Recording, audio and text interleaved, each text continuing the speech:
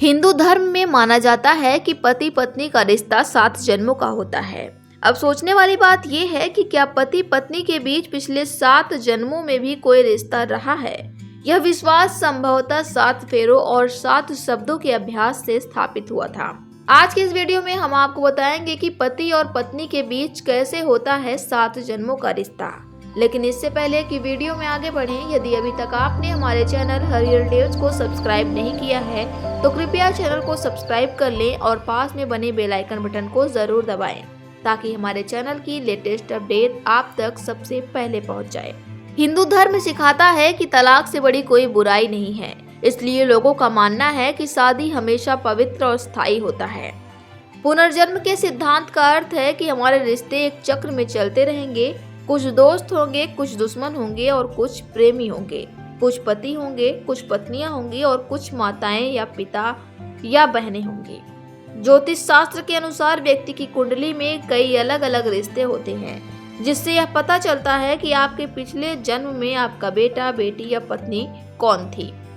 जब दो लोग एक दूसरे के प्यार में होते हैं तो उनके मन हमेशा जुड़े रहते हैं। यही कारण है कि जो लोग एक दूसरे से प्यार करते हैं उनके बीच विवाह इतना महत्वपूर्ण है। जब दो लोग एक दूसरे के लिए प्रतिबद्ध होते हैं और एक दूसरे के लिए एक मजबूत संबंध रखते हैं तो उनके लिए इस जीवन में या अगले जन्म में अलग होना बहुत मुश्किल होता है। यह कुछ ऐसा है जो स्वाभाविक है और इसलिए होता है क्योंकि दो लोगों के दिमाग जुड़े हुए हैं। शिव जी अपनी पत्नी सती से इतना प्रेम करते थे कि उनसे एक क्षण के लिए भी दूर होने का विचार सहन नहीं कर पाते थे। इसी तरह सती अपने पति शिव से इतना प्यार करती थी कि वह अपने पिता के यज्ञ में उनका अपमान किए जाने के बारे में सोच भी नहीं सकती थी। इसलिए उन्होंने अगले जन्म में शिव के साथ पुनर्मिलन के लिए आत्मदाह कर लिया। उनकी मृत्यु के बाद उनका पार्वती के रूप में पुनर्जन्म हुआ और अंत में उनके पास अपने पिछले जीवन की सभी यादें थीं। सभी जानते थे कि भगवान शिव जीवित और मृत्यु के बीच मध्यस्थ थे।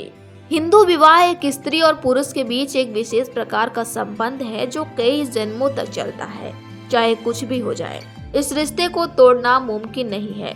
दो लोग आध्यात्मिक रूप से जुड़ जाते हैं जब वे अंगूठियों का आदान प्रदान करते हैं और एक समारोह में आग के सामने खड़े होते हैं, जिसे 7 फेरे कहा जाता है। यह समारोह गवाह है कि विवाह वैध है। हिंदू धर्म में शादी शारीरिक संबंध से ज्यादा दो लोगों के बीच के रिश्ते के बारे में है। विवाह एक आध्यात्मिक प्रतिबद्धता है जो सावधानी पूर्वक विचार और गणना पर आधारित है। यदि आप पहले एक साथ रहे हैं तो आपका रिश्ता किसी नए के साथ अलग होगा। आपके मन में एक दूसरे के लिए बहुत प्यार और सम्मान होगा और आप एक दूसरे को बेहतर ढंग से समझ पाएंगे क्योंकि आप इससे पहले भी गुजर चुके हैं। पिछले जन्मों से ही जो यादें हमारे अंदर होती हैं उसके आधार पर लोगों में अक्सर दूसरों के प्रति प्रेम या अरुचि की प्रबल भावनाएं होती हैं। हिंदू धर्म का मानना है कि वे यादें हमारे दिमाग में जमा होती हैं और ये शुरुआत में भ्रमित करने वाली हो सकती हैं। हालांकि समय के साथ ये यादें स्पष्ट हो सकती हैं। जब हम किसी को पहली बार देखते हैं और हमारे दिमाग में अलग सी हलचल होती है तो कभी कभी हमें ऐसा लगता है कि हम उन्हें पहले से ही अच्छी तरह जानते हैं। हालांकि हो सकता है कि वह व्यक्ति बहुत बदल गया हो जब से हमने उसे पिछली बार देखा था और फिर भी हम उसके साथ एक मजबूत जुड़ाव महसूस करते हैं। कभी कभी किसी के लिए हमारी भावनाएं इतनी प्रबल हो जाती हैं कि हम अपना शेष जीवन उसके साथ बिताना चाहते हैं, लेकिन दूसरे समय में हमें यह सोचने की जरूरत है कि हम उस व्यक्ति के प्रति पहले स्थान पर क्यों आकर्षित होते हैं। हमारे दिमाग के 4 अलग अलग हिस्से हैं: चेतन मन, अचेतन मन, अवचेतन मन और ब्रह्मांडीय मन। अवचेतन मन वह जगह है जहां हमारी यादें और पिछले कर्म संग्रहित होते हैं और जब हम किसी ऐसे व्यक्ति से मिलते हैं जिससे हम पिछले जन्म में जुड़े हुए हैं तो जब भी हमारा आभा मंडल स्पर्श करता है तो हमें एक प्रकार की अच्छी ऊर्जा महसूस होती है। इसे आध्यात्मिक आकर्षण कहा जाता है।